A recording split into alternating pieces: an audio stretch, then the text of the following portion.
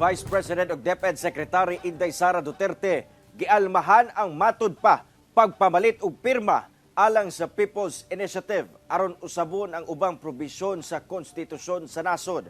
Samtang iya usab gibutyag nga subli siyang magpapili sa sunod eleksyon apan wala niya gibutyag unsa nga posisyon. Ani ang report ni Jandy Esteban. Gikadismaya ni Vice President ug DepEd Secretary Inday Sara Duterte ang gikatahong pagpamalit og mga pirma alang sa People's Initiative aron amyendahan ang pipila ka probisyon sa konstitusyon sa nasod. Kini nga pahayag giluwat sa Vice Presidente sa pagiginabi sa GMA Regional TV sa iyahang pagbisita sa Barangay Bagong Galliera sa Davao City. Sumala sa Vice Presidente, pagpahimulos matud pa kini sa kapitos o kapobrehon sa katawhan ug kawalay respeto sa katungod sa katawhan nga makapili. It is an insult to the ordinary and poor Filipinos. It reflects the character of politicians of vote buying during elections. So, nakakasama ng loob na ginaganon yung mga tao na kailangan pa silang suhulan para papirmahin sa People's Initiative.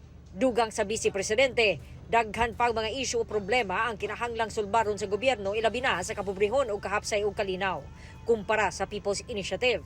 Giauhag sab niya ang publiko nga ampingan ang konstitusyon. Samtang sa iyahang speech, gibutyag sab sa Vice Presidente nga mudagan siya sa sunod eleksyon. Apan wala nagisulti sa Vice Presidente kung unsang posisyon ang iyang daganan. Kalihog ko ang ako ang igsuon, si Mayor Baste o ang ako ang maguwang, si Congressman Mulong, nagsulti sila nga di sila mudagan. Basi, di sila mudagan sa sunod na eleksyon. So muna na ako din sa inyo ha, kay mangampanya ko sa inyo ha, kay mudagan ko sa sunod na eleksyon. Gihimugatan sab sa Vice Presidente ang pagtinabagay sa barangay ug sa mga ginsakupan niini panahon sa kalamidad. Kinahanglan sab kurong mulikay ang publiko sa mga scam o dili dayon magpalingla sa mga dunay daotang tinguha. Kauban, si Jojo Solarte sa kamera. Ako si Jandy Esteban para sa At Home with GMA Regional TV.